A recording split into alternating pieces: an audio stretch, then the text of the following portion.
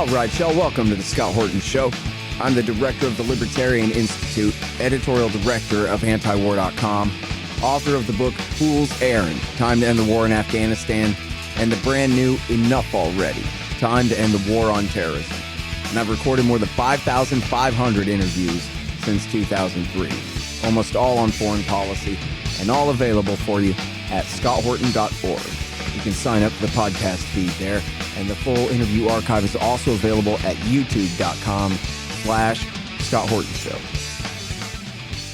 All right, you guys, welcoming back to the show, the great Eli Clifton. You know, for many years, he would pal around with the great Jim Loeb over there at Interpress Service and the Loeb blog, and he's now the co-founder of the Quincy Institute with Trita Parsi and Andrew Basevich, and he writes over there, of course, regularly at Responsible Statecraft. .org, I meant to say, in cooperation with our good friend, the great editor, Kelly Vallejos. So very happy to talk to you again. Eli, how are you doing? I'm doing great. Thanks so much for having me back. Absolutely. Happy to have you here. And man, I want to talk to you about this great article that you wrote. You're so good on this stuff. The lobbying, the military-industrial complex, financing of America's foreign policy establishment and all their horrible, stupid policies that they all pretend to believe in for the money. And this one's the worst. World spending on nukes explodes to more than 90 billion. And by nukes, you mostly mean thermonukes, which is even worse. The much gianter H-bombs. $90 billion. And that's every how often? That's $90 billion. That's it was $91 billion was the $10.8 billion increase in annual global spending, bringing it up to $91 billion. That is per year. Per year. That seems like a lot of money. Yeah, I mean it's a gigantic jump, and it's easy to say, well, hey, China must be building up their nuclear arsenal, which indeed they are.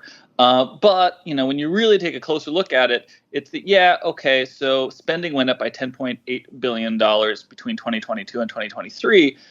But that actually wasn't just evenly distributed across the nuclear powers. That was 80% of that increase came from the United States alone. Mm-hmm. And those are obviously U.S. taxpayer dollars. Why do I get the idea that the American taxpayers and the Chinese taxpayers would pay vastly different amounts for the approximate same nuclear weapon? So the Americans just get completely soaked for this stuff. Yeah, and I mean, when you look at who really profited from this, and you look at the list of companies that this is a really great report, incidentally, and I should give full credit to who did it, which was the International Campaign to Abolish Nuclear Weapons, ICAN, and they identified so who are the top companies who are benefiting. This is all publicly disclosed information, and it's Honeywell International, Northrop Grumman, BAE Systems, Lockheed Martin, and General Dynamics.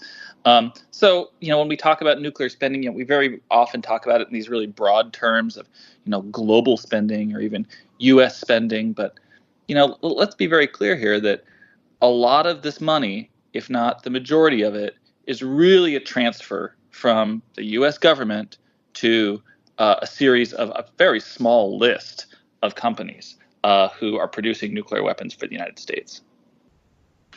Yeah. And,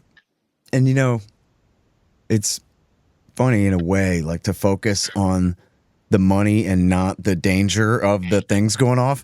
But It is a whole huge subject of itself. I don't know if you remember decades ago, back when The Simpsons was funny, Mr. Burns complaining about these do-nothing nuclear weapons we're blowing all this money on. And they just sit around collecting dust. Like, he would rather put them to use, Well, actually, that's a really good point, because I guess he would be satisfied with what's currently going on, which is that despite all of this increased spending, the absolute number of nuclear warheads in the world actually has continued to decline since the end of the Cold War.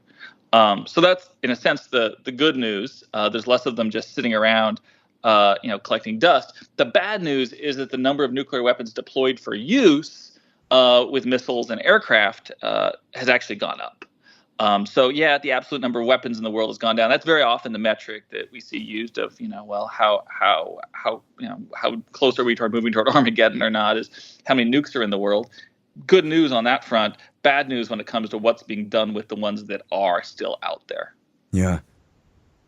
It's funny because if you weren't a foreign policy expert, you might have thought that after the Cold War with the Soviet Union was over, which was 15 years after the Cold War with China had ended, that we could have focused on, never mind utopia. I have a book that says abolish nuclear weapons. I know people kind of they think that'd be more dangerous than having them, which there's an argument for that. But, the Pentagon said that we could deter the whole world with 200 nukes. That's all we would need. And that was according to them.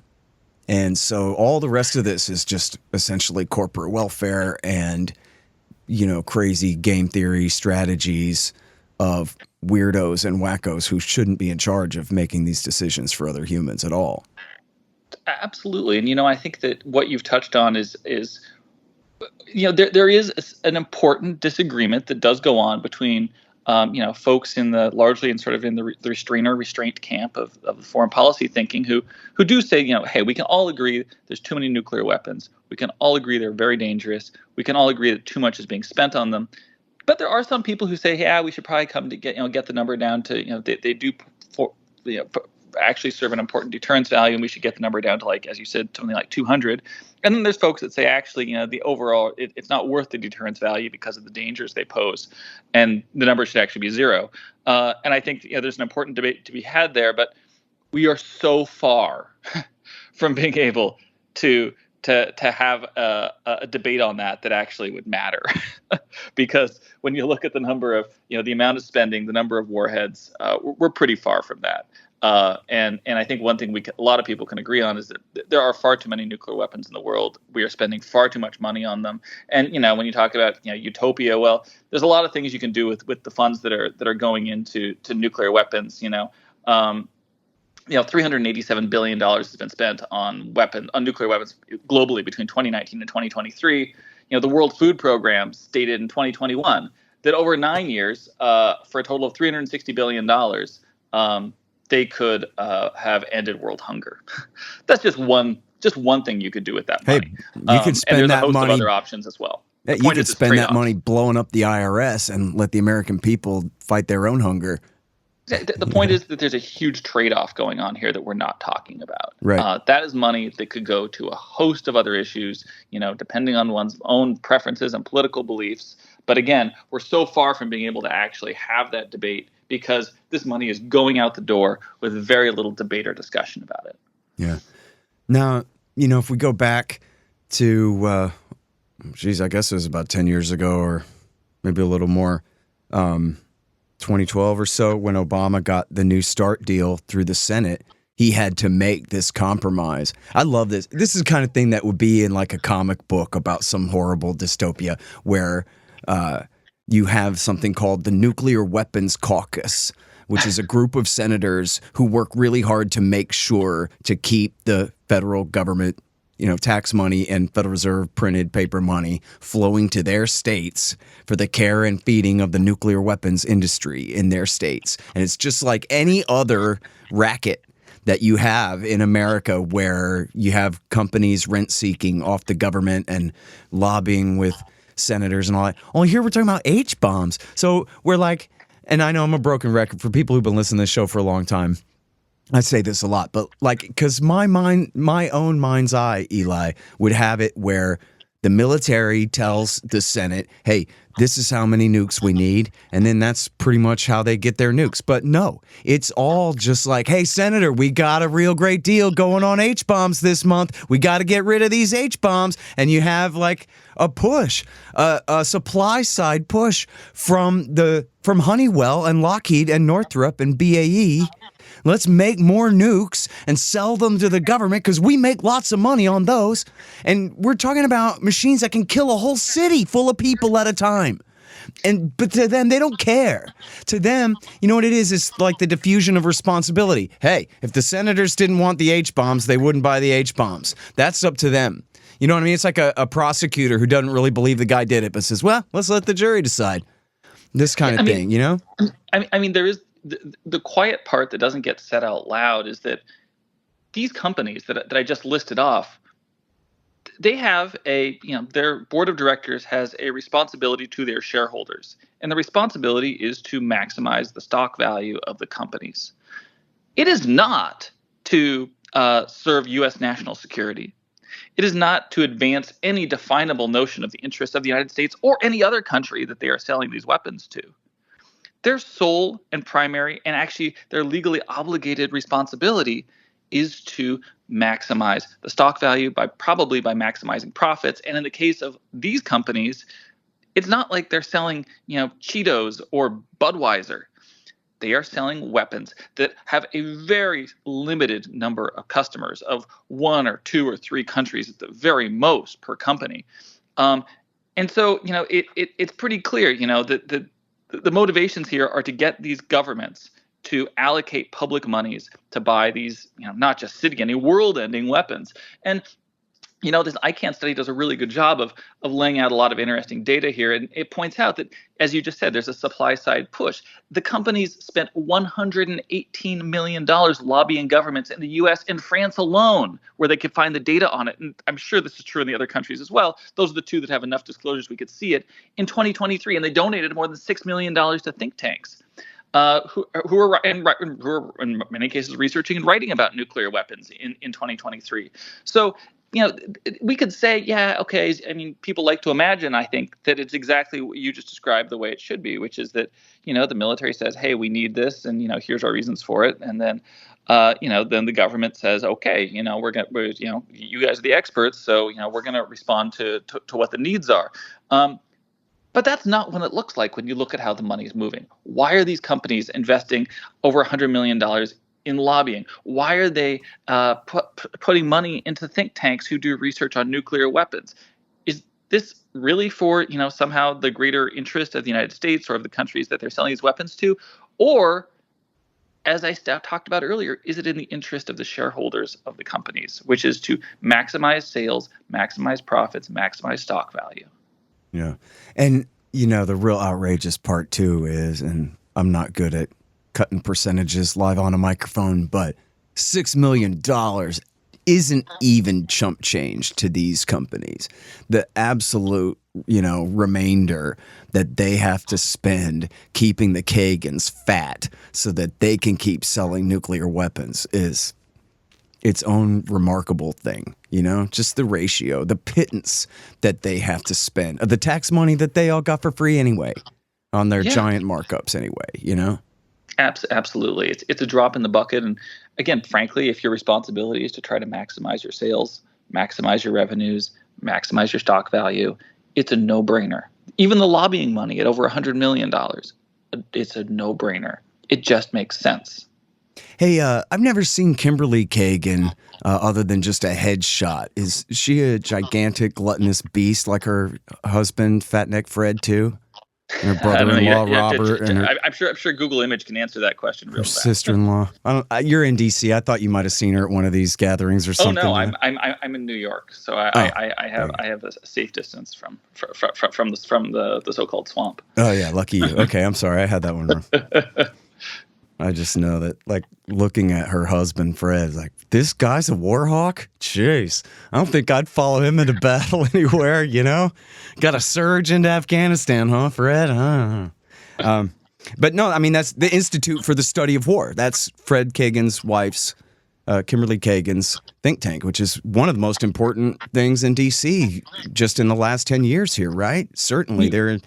Yeah, and I think that, the Institute for Study of War, a number of other think tanks in D.C., it gets into the fact that, conflicts we're in right now have really undermined, the efforts to limit, if not reduce, the number of deployed nuclear warheads. That these are all seen, for the most part, the exception of Ukraine, as being, and even Ukraine largely gets overlooked, as being, these are all seen as very conventional conflicts where the use of nuclear weapons seems really unlikely.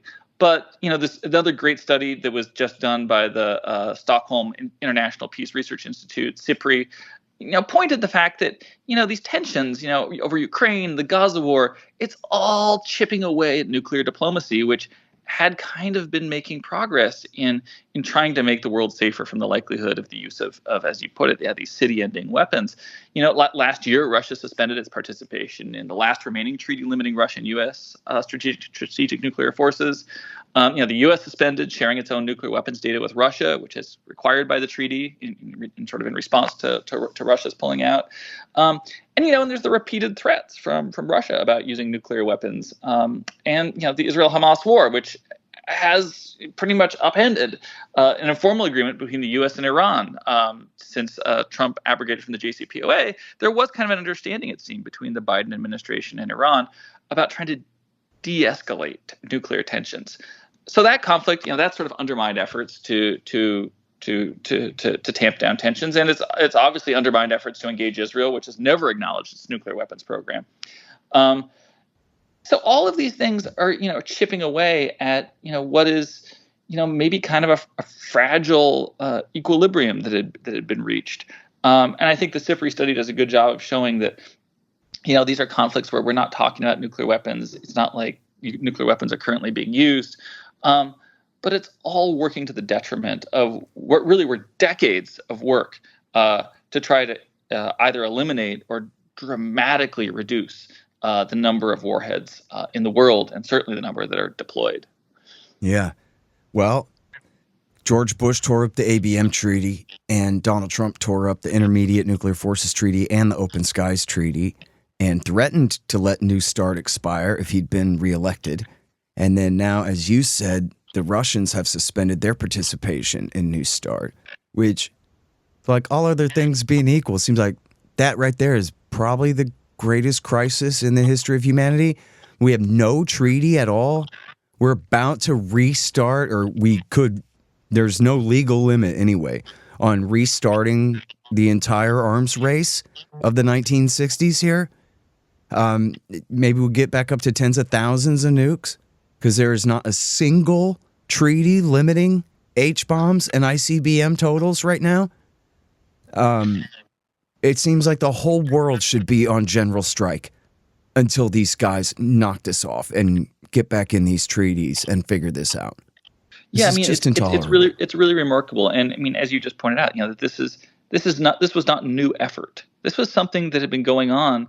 Well, since now it's been going on for something like 50, 60 years, efforts to try to really limit the number of nuclear weapons in the world. And this was a priority of American presidents, of Soviet leaders, of this. This was seen as something that was existential and something that really had to be managed, and that a lot of work, a lot of diplomacy, certainly a lot of man hours went into trying to create a global system, a global set of agreements that could limit the number of these weapons in the world.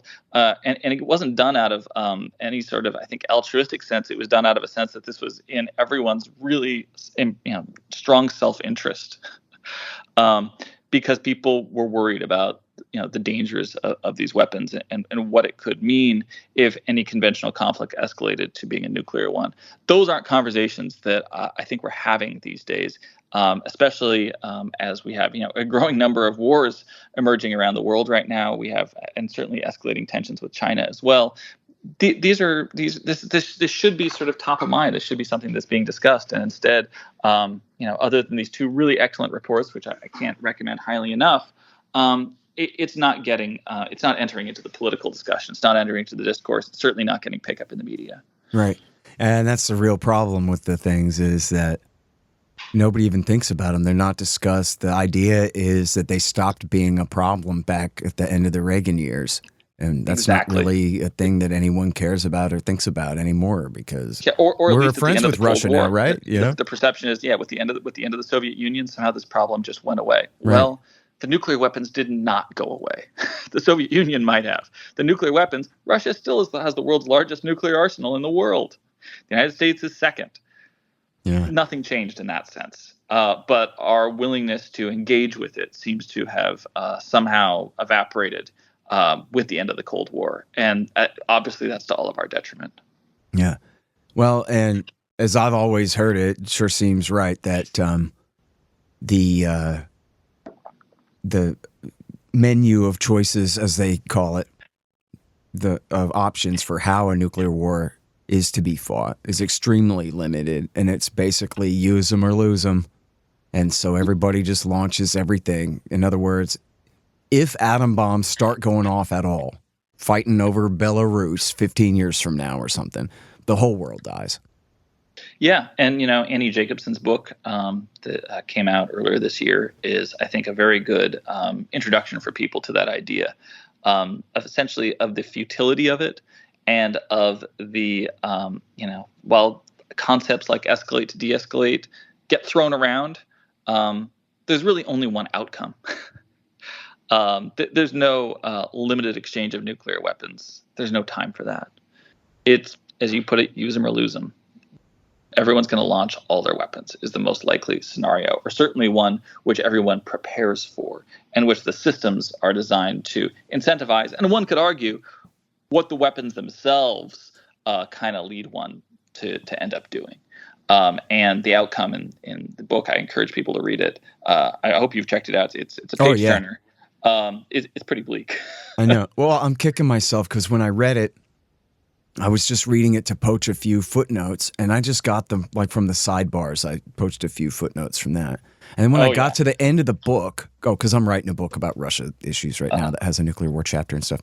And then I got to the end of the book and I realized, it's this newfangled thing that they do where there's no numbers in the text for the footnotes. Instead, they just cut and paste a little bit of the text as the marker for the footnote in the back. Yep. So it turns out that actually there's 100 pages worth of footnotes, and that if I'd been paying attention, I could have been poaching so much more of her work there and didn't. And then also at the same time, I wasn't thinking, because it's the other part of my brain, I guess, that thinks, hey, you should jot down some notes so that you can interview this lady about this, huh? But no. And there were so many great points in there that I could have had a great discussion with her about, but now I don't remember, and I'm not going to go back and reread it. So, I mean, I think she did a great job it's a compilation, and I mean, she acknowledges it, that she's drawing from a lot of interviews, from a lot of public source information now. Mm-hmm.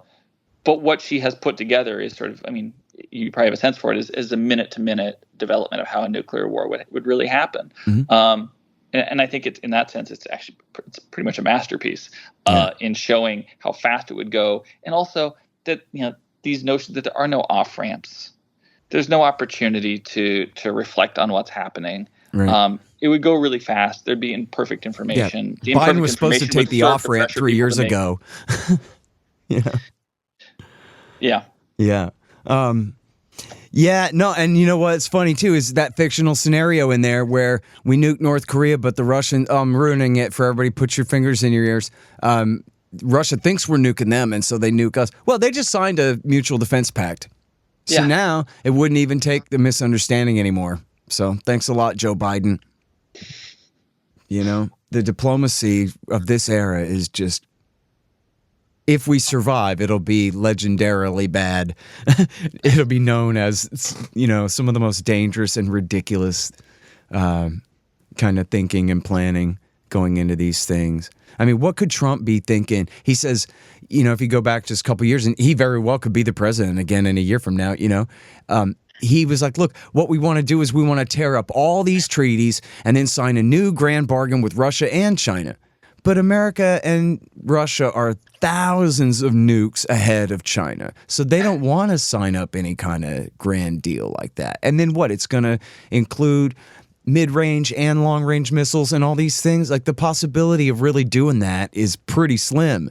Could have stuck with what we had that was not perfect, but had limited us to 7,000 nukes instead of many more, That's exactly right. And, that's I think sort of unfortunately, the people get that these weapons are dangerous. That's why they like the idea of these, I think Trump to some degree tapped into that, the notion of, a grand bargain, for lack of a better term, to limit the number of nuclear weapons. But you can't do that when you've torn up the existing efforts to constrain the two largest nuclear powers in the world.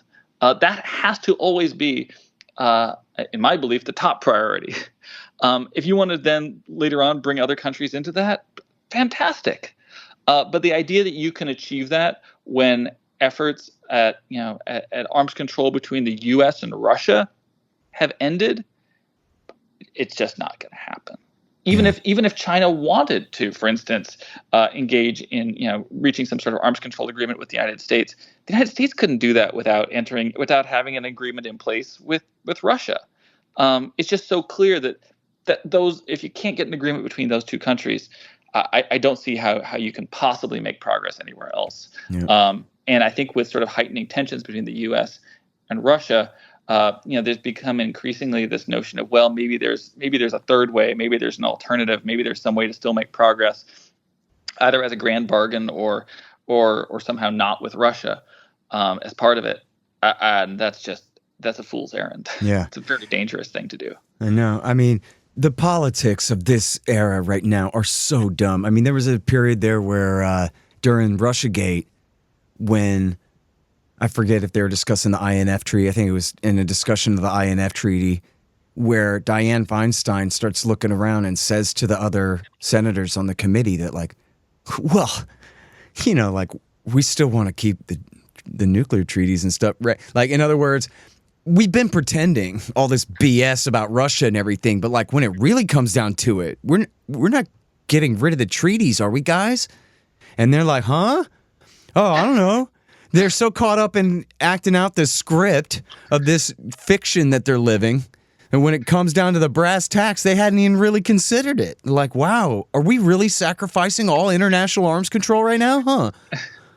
But I think it's an interesting issue to look at, because it's so clear that it's not the only example, but perhaps it's a microcosm or a good example of the thinking and foreign policy that's occurred since the end of the Cold War and arguably through the global war on terror, where there was a notion that the United States could kind of do whatever it wants with very little consequence, and that notions of rules-based order or treaties or multilateral agreements were really just kind of a thing of the past and just constraints on the United States being able to do the things that it wants to in the world.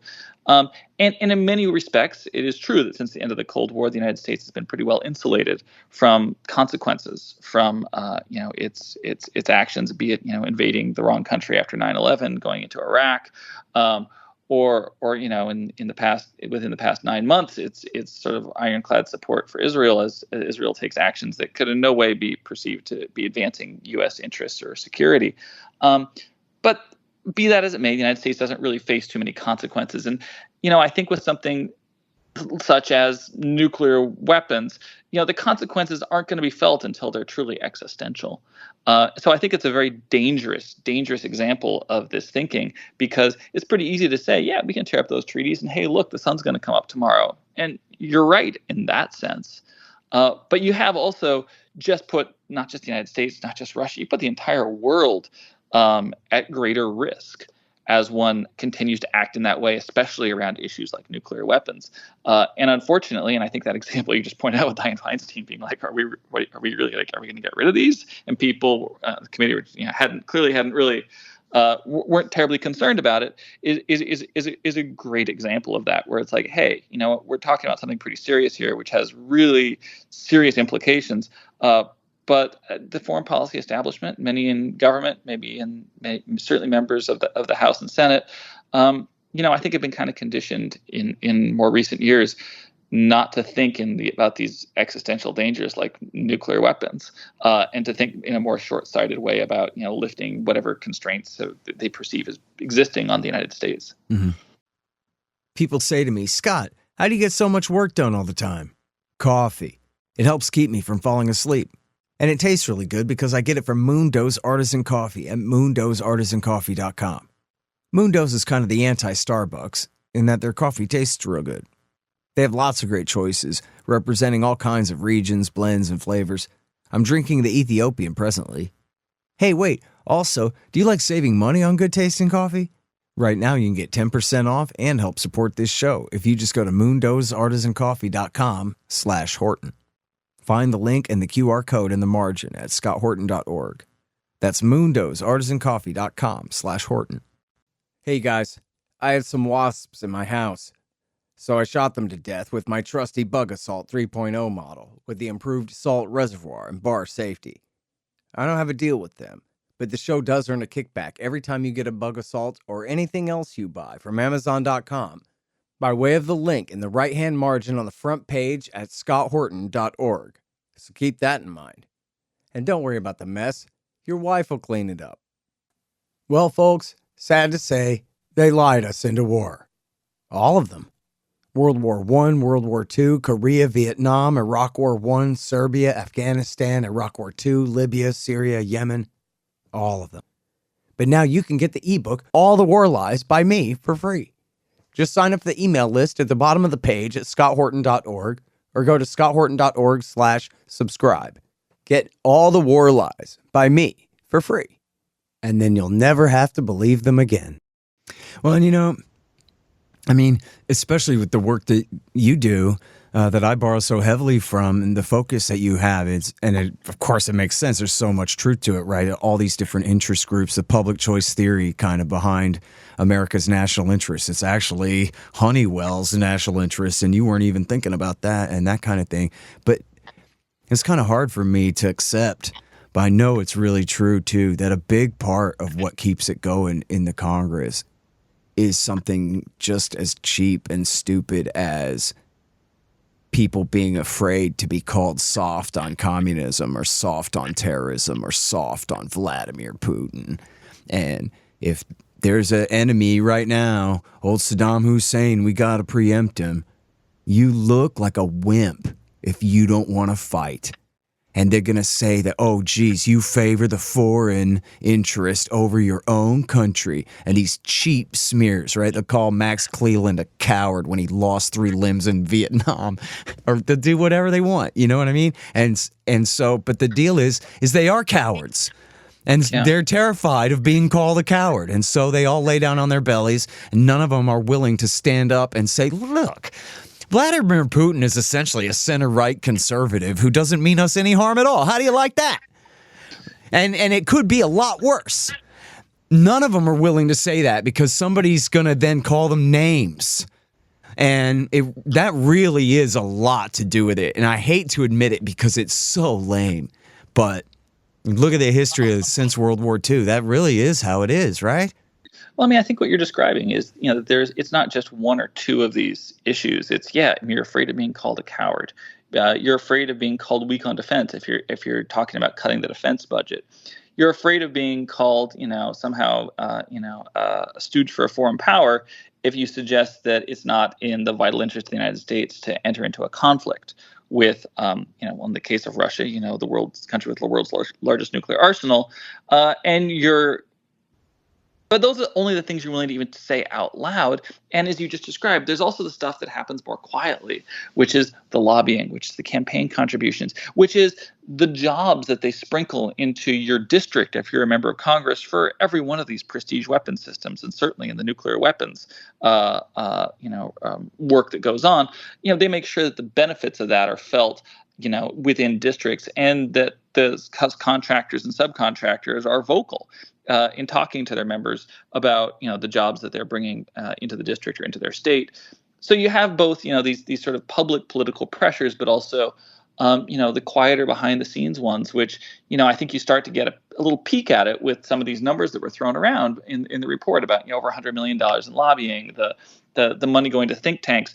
That's not stuff that's really outward facing so much. You don't see that talked about. It's not something that the companies are broadcasting or talking about. It's not something the politicians are talking about. But to be very clear, there is an effort going on to fund and I believe to help shape the research, which is then being fed back to members of Congress to help justify these expenditures. And that's on top of, again, the lobbying, the jobs, the real political pressures that they face. So unfortunately, you have a number of aligned interests influencing these members of Congress, and it doesn't feel like the costs are very high for just going along with it, right? Because maybe you've just made yourself and the world a little more likely to enter into nuclear Armageddon, and Maybe these are public resources that could be used for, a host of other things, including, you could just cut taxes. You could spend it on ending world hunger. You could, depending on what your political beliefs, there's a whole lot of different things you could do with that money other than put it into these companies. But you're not going to feel the direct benefit of it in that sense. So I think that there's sort of, there's the short-term gains and then there's the long-term costs. And, I think that most members are, on a 2-year horizon in terms of their thinking about their cost-benefit analysis. And it's hard for them, I think, to look away and to try to break free from it when that's their horizon. Yeah. Well, this morning I was looking at this news story about, what is this? I'm squinting. It's on my phone. Oh, I can't see anything anymore because I'm old. And my glasses broke. And so I was squinting and I was looking and, what happened was this guy's house fell into the river because the dam burst. And the river became huge and washed away, eroded a huge amount of land, and his house fell into the damn river. And I thought, man, what that guy needs is for his money to be spent on a war 7,000 miles from here. I bet that's how he feels about it too. Yeah. Is that why would Americans need their dams to not explode? Yeah. Yeah. I think that you just hit on one of the issues that, is frequently cited and that does actually have pretty good resonance with folks across the political spectrum when they see how their money is tax dollars are being spent, and then they look at infrastructure in the United States, and you have bridges collapsing, you have you have roads that have potholes in them, you have schools that need to have work done on them, and some of this work gets done, and clearly not enough of it when you have problems with dams. That's sort of some basic functioning of government there, right? You can't have dams exploding. That just doesn't work. And I think that I think more and more people are starting to ask some serious questions about. It's not just the amount of spending we do. It's not just the amount of taxes we pay. It's what it's being used for, and what's being prioritized and what isn't being prioritized. Yeah, I got a real good picture in my head of the way what's her name again? Annie Jacobson describes when the H-bombs go off. There'll be like a tornado when the winds change direction back toward the explosion again as they get sucked up into the mushroom cloud, and that living people will be sucked into the mushroom cloud at hundreds of miles an hour, right, and tossed straight up into the air and burned and radiated to death that way. And I was thinking, we should try to avoid that from happening, if we could not have that. That sounds like an undesirable outcome. That's what I'm thinking. It seems like we could build a consensus around that, Flip side of it is if you're running for office, you know what that means? You're not going to have to run for re-election. Yeah, exactly. Hey, we're all dead. Nobody wants to die alone, That'd be really exciting to have an H-bomb destroy your whole city. I don't know.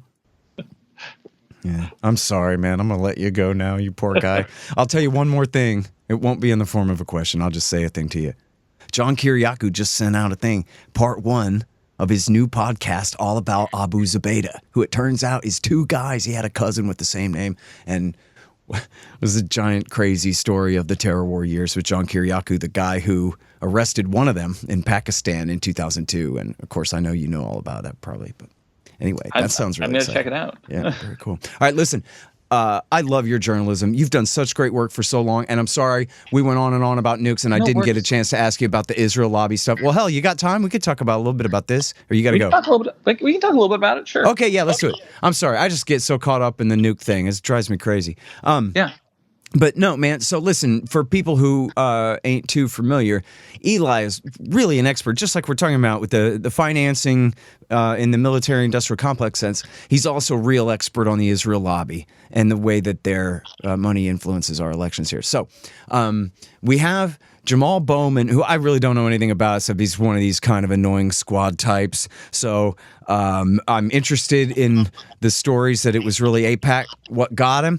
I know that they just swung at the king, Thomas Massey, and missed.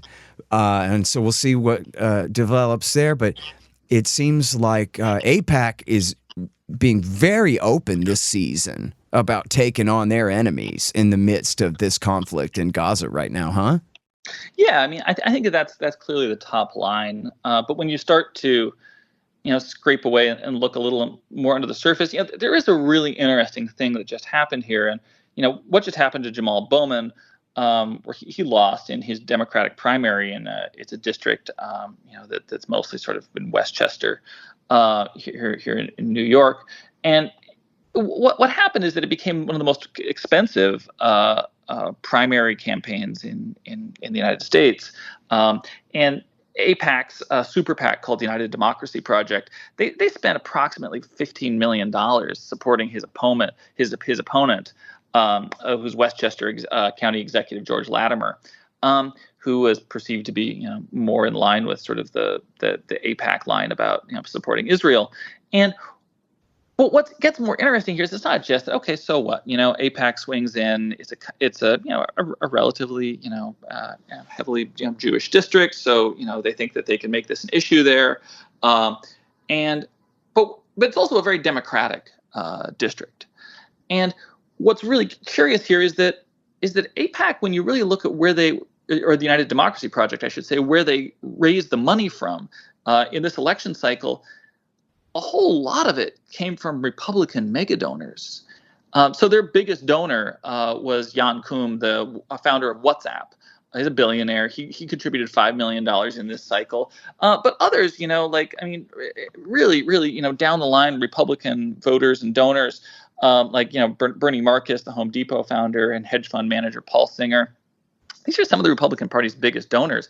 And AIPAC, which historically has had much deeper connections and influence within the Democratic Party, is suddenly tapping into Republican mega donors to fund their efforts in a Democratic primary. And I think that it's hard not to look at this and really kind of come to the conclusion that if AIPAC has to rely so heavily on Republican mega donors in order for them to inject their issues and to try to shape the outcome of a Democratic Party primary, how is that not symptomatic of really a weakening pro-Israel consensus in the Democratic Party and in the left side of the U.S. political spectrum? Yeah, I'm behind on the polls, man, but Eric Garris at antiwar.com is really great on this, and we talk about this sometimes, and he was telling me that the polls were saying, this is a few weeks back, I don't know, a month ago, or 6 weeks or so, that 80% of Democratic voters want a ceasefire right now. So that ain't the left. That ain't even progressives. That's just liberals and center-left Democrats, right? So you have essentially a small handful of billionaire donors, and you have the chiefs of the party versus everyone else, meaning tens of millions of people, the entire party, basically. Yeah.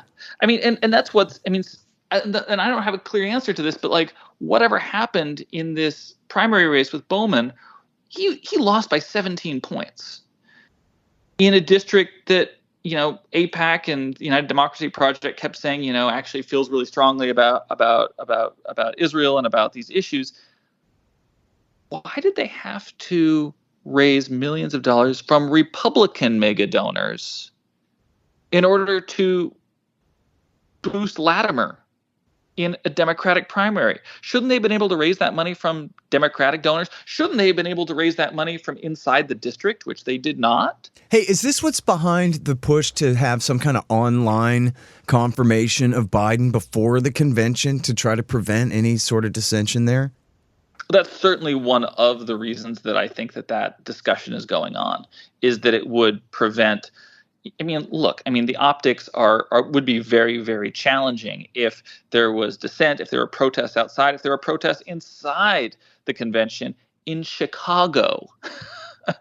I bet they're going to keep protesters 10 miles away or whatever. They're just going to not allow it at all, right? I don't see how you can keep them out, because what do you do if some of the delegates, and the delegates have been chosen? Yeah. Some of them are probably going to protest, I would imagine, given those numbers you just threw out there about the Democratic Party. I don't see how you can keep protesters out of the convention itself, and I don't see you can keep them miles away, but that doesn't mean you aren't going to still have. It doesn't matter how far away they are; they're still going to be there. They're still going to be, in clashing with police or what have you. You're still going to have television cameras there. It doesn't really matter if they're directly outside. They're not going to be able to shut down the convention or limit people's access to it. I'm pretty sure the Chicago police can handle that much, but that doesn't change the optics. Yeah. And the optics, we could be heading towards something that could be pretty striking and could be very uncomfortable. It's funny, someone said to me the other day, where's Antifa and the Black Bloc and BLM and all that during all this Palestine stuff? And it seems like that more or less is the same constituency. And I wonder if they have a plan and what their plan is. I mean, some of those leftists consider the Democrats to might as well be Republicans anyway, as you're describing them here. Yeah, I think what's potentially, if that's all it was, I don't think that there would be even the discussion about the idea of limiting the somehow taking the convention online, or to really try to take extreme efforts to police what goes on at it, because those folks aren't huge in numbers and certainly weren't going to be inside the convention itself. I think what we're talking about here is probably something more reflective of exactly what you were talking about. That it's not just the progressive wing of the party. It's not just folks who are somewhere to the left of where the party even is. These are in many respects these sentiments are held by mainstream liberals. Certainly some folks on the right as well. Thomas Massey's a great example of that. I just think you've seen greater growth of those sentiments right now, sort of in the center left, and far left. And it's to the point where it's going to pose a pretty serious challenge at some point to the Democratic Party itself. And I think that, again, what we just saw in the Bowman race here in New York was, it's definitely an indicative of some shifting political winds and shifting trends in where the money is coming from. This is not something that AIPAC was able to raise money from Democrats. That's the bottom line. They had to raise money to influence the Democratic primary. They had to raise the money from Republicans. Yeah. So when AIPAC says that they're bipartisan and they work with both sides, that's true. But it seems like they can't raise the money they need from Democrats anymore. Well, and that's a huge shift. But I mean, there are some extremely wealthy Democratic donors. As you have a profile here of Haim Sabin, which I just think it's so funny that he's the guy who bought the rights to somebody else's thing, this Japanese TV show, the Power Rangers, that was such a big hit with kids in the 1990s, and he made all this money, and he spends all this money keeping America Zionist, basically. Yeah. But so where was he? And by the way, like, you know how people are with the smears and the accusations and so forth. Like, I read a thing in the Wall Street Journal that said, hey, and this was maybe a year or two ago, but it's $500 million that AIPAC plans to spend on the campaign season. That's a lot of money. And they were brave enough to go ahead and name some names and say some things. But I mean, this is really what it comes down to, is you have extremely wealthy Jewish Zionist donors like Haim Sabin. And can you name a few more names for us, just so that this is like science and not mean bias as like in the accusations against people all the time? Well, I mean, obviously Haim Saban, his wife Cheryl Saban, are pretty major Biden donors. And there's others. I went through sort of a list of his major victory fund donors and saw that a number of them have made pretty, or either through their philanthropy or statements they made, have shown that they have a pretty, one-sided interest in the Israeli-Palestinian conflict, to put it mildly. Haim Saban is obviously a really, really big one. Mobile gaming pioneer Mark Pincus has also is pretty clearly out there on that. Venture capitalist Reid Hoffman, who does stuff with the IDF actually in their signal intelligence units. It's folks like that who are, I think, pretty active in trying to shape. Peter Lowy is another one. Casey Wasserman. I think it's really important, though, to note that, because so often people say, oh, these are Jewish billionaires. Well, the vast majority of American Jews, when you look at, how we vote, don't prioritize Israel. It's actually not the top line issue for most Jewish voters. It's a pretty low ranked issue in terms of its salience, regardless of how people may feel about Israel or the Israeli-Palestinian conflict. It's not swinging votes with American Jews. Now, there are a small number of donors who, I listed some of them here, who I think do prioritize it more highly.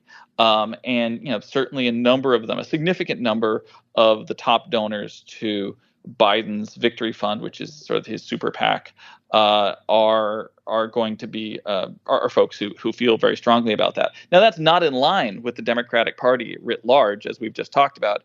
I don't even think it's in line with the vast majority of American Jews. These are a small number of people who I think are getting to have an outsized influence due to the size of the campaign contributions that they're prepared to make. Yeah, I'm sure a Jew somewhere has made a line graph that shows that no matter what religion you are or your background, the richer you are, the more right wing you get. And so that's, especially when you're talking about these giant corporate oligarchical chieftains and whatever, of course they get along with Netanyahu and the Likud. They see themselves in him, and so that's the real key to it, right? Is that they ain't so liberal. They're too divorced from regular people. Yeah, I mean, I think there's a compelling case to be made that when you're operating at that level, that you may feel a greater sense of alliance with other folks that operate with great deals of power, such as Netanyahu. Yeah, exactly. And also, in all fairness, Israel has done a very good job of appealing to and reaching out to people like Reid Hoffman. Where they they'll say, let's do something together on how technologically advanced the IDF is or something. They've been pretty good at trying to connect with Silicon Valley. So, I mean, it is a two-way street. I would just say that. Hey, I'm sorry, I'm behind on your archives here, bud, but I'm looking at the headlines. Can you tell us a little bit about this guy, Jeff Yass? This is very interesting, just the head and subhead here. Yeah, so Jeff Yass is one of the largest shareholders in the company that really owns TikTok. And he's also very, very, very active in supporting Donald Trump. He was a major shareholder in the what is it called, the sort of shell company around Truth Social. He had not at the time given direct campaign contributions to Trump, but is seen to be really helping to prop him up at a financial level. And I sort of dug deeper into some reporting had been done on Yass's activities in sort of the judicial reforms in Israel. But I went and looked more closely at philanthropy that seemed to be tied to him, and found him just giving to some really far right stuff, to the David Horowitzes, to the Center for Security Policy, just really rampant anti-Muslim and conspiracy theory promoting groups. And just sort of took a look at the fact that this guy is positioned to be one of Trump's biggest financial supporters going into the election cycle here, and has just shoveled millions and millions of dollars into these groups. It also appears like he certainly was tied to, whether he wrote the check himself or not, but certainly he was very close to a very shadowy contribution of $1.5 million to Citizens for a Nuclear-Free Iran, which was AIPAC's advocacy group set up to oppose the JCPOA during the Obama administration. So that sort of ties him to what's actually the largest identified targeted contribution to oppose the Iran nuclear deal. Yeah. Great. And, that's the thing is, I know a lot of people, even Democrats and former Democrats and Americans of all kind of stripes, in a way want to welcome Trump as just at least not one of them. And by them, I mean just the American establishment overall, right? He's not a Clinton or a Bush. He's kind of this somewhat roguish outside figure or whatever. And yet he's like the most Zionist of all. He's like, Bill Kristol and all of the boys hate him, except for Bill Kristol's brother-in-law, Elliot Abrams, who works for him. But, I mean, he might as well have David Wormser and the whole Dick Cheney crew on his staff as far as his foreign policy goes, as far as his Israel policy went for 4 years, right? Well, I mean, and this is something I really focus closely on, is that in all fairness to Trump, when he was running in the primaries in, 2015, 2016, he actually was saying stuff that nobody else on the debate stage was willing to say. He said the United States needed to be a more neutral arbiter between the Israelis and the Palestinians. And his main issue with the Iran nuclear deal at the time was that he didn't like that the Iranians were buying more Airbus planes than Boeing. Those were his big issues. Now, something changed right when he clinched the nomination. And all of that went out the window. And I can't say with certainty what changed, but I know something else that happened right about then, which is that he needed to raise the money to run a general election campaign. And I know there's the perception that, that he's a billionaire and can afford to finance his own campaigns. Well, he can't. He needed outside money. And the Adelsons came in. And the Adelsons have made it very clear that their top issue, if not their only issue, that they are giving enormous amounts of campaign contributions for, and they are the biggest donors to the Republican Party, is Israel. And suddenly Trump changed, turned on a dime, and never went back. He moved the U.S. embassy to Jerusalem. He pulled out of the Iran nuclear deal. And there's discussions now about whether, what he would be doing in a second term to help, be in line with the Adelsons again. But, obviously expansion of Israeli control over the West Bank is one of the things that's being discussed. And, there's a great profile. I encourage you to read it in New York Magazine on Miriam Adelson. She's lining up to be the biggest campaign contributor in this political cycle. It's rumored she'll be giving, somewhere in the vicinity of $100 million to Trump's general election campaign. And she is not doing that for any other issue that anyone can identify other than Israel. She speaks about it publicly. This is not a secret. Uh-huh. She talks about it. And the profile is excellent. And I think it really helps to explain who will be having influence over Trump if he is the next president, who will be probably having a say in shaping U.S. foreign policy, certainly in the Middle East, and what those views are. And frankly, they're pretty extreme. And I don't see any explanation in descriptions of Miriam Adelson of her justifying it in terms of anything about the U.S. interests or U.S. national security or keeping the United States out of wars. It's purely about advancing some notion of a greater Israel that is something like from the river to the sea. Yeah. And, it's interesting, too, that their fortune, I don't know how relevant this is, that their fortune comes from casinos in Macau. And what the hell is that? It's just so funny to think that money has so much influence over America's, pseudo born-again Republican Party, such as it was, Reagan's party here, that this is where all the decision-making power flows from. But let me narrow you down on a thing that you said there, because I had heard this somewhere, but the only link that somebody sent me was no good. Whatever the source was, I didn't like it, or I don't remember anymore, but I remember thinking it wasn't good enough. But you just said it, and I know that you know what you're talking about and got it from somewhere real, which is the idea that there's a specific bargain, at least in the wind here, to be made, and the idea is the annexation of the West Bank, or what, the further removal of Palestinians.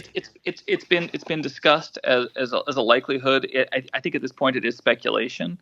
I think that in the more near term, though, that there's absolutely no question that one thing that they would certainly that Miriam Adelson would want to see from Trump is obviously a continued flow of weapons to Israel, sort of basically unconditional support for whatever it is that Israel wants to do in Gaza, let alone whatever Israel wants to do with Lebanon. Yeah. I mean, it's a fluid situation right now in Israel, in Gaza, and certainly on the border with Lebanon. So it's a little hard to say, I think, exactly what the ask would be right now, other than that certainly any efforts to try to constrain Israeli behavior would probably be thrown out the window. Right. Again, maybe we'd be surprised. Maybe Trump would show an independent streak on this. I know a lot of people are hopeful that he would. I think it's important, though, to at least ground them in the history and in the reality that there's no evidence of him doing that on issues that are of importance to the Adelsons. Again, the last time he showed an independent streak on the Middle East was before he desperately needed their money. Yeah. It and was he funny, once again, too. right now, desperately needs their money. And to be clear, that doesn't just end once they cut the check to him. And if he becomes the next president, he's going to need their money again for the midterms, because the Adelsons are smart. They don't just give money to the presidential campaign. Right. They're also the biggest donors to every Republican congressional campaign via party super PACs. So if Trump wants to, hang on to seats in the House and Senate for his own legislative agenda, he's going to desperately need them again. So the dependency on them does not end here, even if Trump is a second-term president now. But you know what, though? Didn't the New York Times confirm that, yes, he is a billionaire? And couldn't he just sell a few damn buildings and just finance the Republican Party himself? Well, there's being a billionaire, and there's also how much that's already leveraged. He's clearly not as liquid as one would need to be to do that. Yeah. All right. Or he's not inclined to do so. I mean, maybe it makes more sense to raise the type of money that's necessary from folks like the Adelsons. And, it seems as if there probably is a quid pro quo at some level attached to that, but maybe that's the art of the deal. Yeah. Oh, I mean, it was so clear, wasn't it, that there was a direct link on, for example, moving the embassy to Jerusalem, if not the recognition of the Golan Heights, although I bet that probably was part of it too, right? Yeah, and perhaps even, I think probably quite possibly leaving the Iran nuclear deal as well. Yeah. Man. Again, his big issue with it, he never said he would even consider leaving it when he was a candidate in the primaries. It was that he would try to get Iran to buy more Boeing planes. Yeah. I mean, just a couple of weeks ago, he was accusing Biden of abandoning Israel because he temporarily held up delivery of the 2,000-pound bombs, the 1-ton bombs they're using on these poor people over there. Yeah. And Trump goes, "Oh, you sell out to the dirty Muslims." Oh, God. This is what we're going to see in our debate tonight, right? Who can kowtow to Netanyahu worse? Ugh. I think that's quite possibly what we're going to see. Goodness gracious. Anyway, I'm sorry for ruining your day so much, but you've made mine. You're great, man. Thank you for coming on the show, Eli. Thanks for having me. All right, you guys, that is the great Eli Clifton. He does such great investigative journalism at responsiblestatecraft.org because he is the co-founder of the Quincy Institute for Responsible Statecraft, which, people were skeptical about that. But all it ever was, guys, was our best friends from the American Conservative Magazine and from Jim Loeb's blog, all in this giant marriage of awesome article writing. I don't know who could possibly complain. The Scott Horton Show, Anti-War Radio, can be heard on KPFK 90.7 FM in LA, APSradio.com, antiwar.com, scotthorton.org, and libertarianinstitute.org.